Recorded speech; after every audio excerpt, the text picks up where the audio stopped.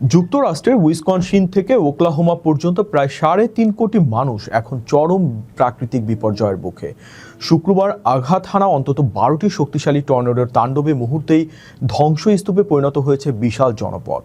ঘন্টায় 90 মাইল গতির বিধ্বংসী হাওয়া আর বেসবল আকৃতির শিলাবৃষ্টিতে লণ্ডভণ্ড হয়েছে ঘরবাড়ি, ব্যবসা প্রতিষ্ঠান ও গুরুত্বপূর্ণ অবকাঠামো।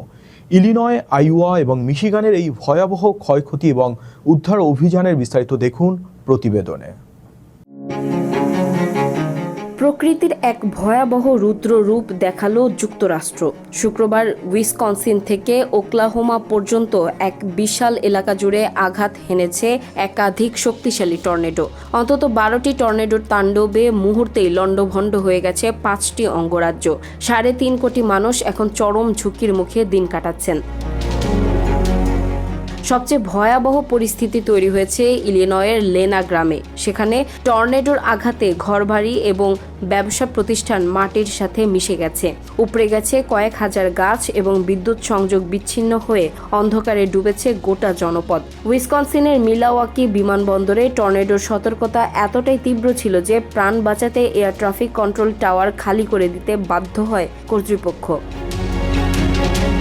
ন্যাশনাল ওয়েদার সার্ভিস ইতোমধ্যে কানসাস, ওকলাহোমা এবং মিজৌরিতে লেভেল 4 অর্থাৎ অত্যন্ত উচ্চ ঝুঁকির সতর্কতা জারি করেছে। ঝড়ের সাথে পাল্লা দিয়ে পড়ছে বেসবল আকৃতির বড় বড় শিলা এবং বাতাসের গতিবেগ কোথাও কোথাও ঘন্টায় 90 মাইল ছাড়িয়ে যাচ্ছে। গত বুধবারই উইসকনসিনে বজ্রপাতে একজনের মৃত্যু হয়েছে আর বন্যার পানিতে ডুবে যাওয়ার আশঙ্কায় অনেক এলাকায় জরুরি অবস্থা জারি করা হয়েছে।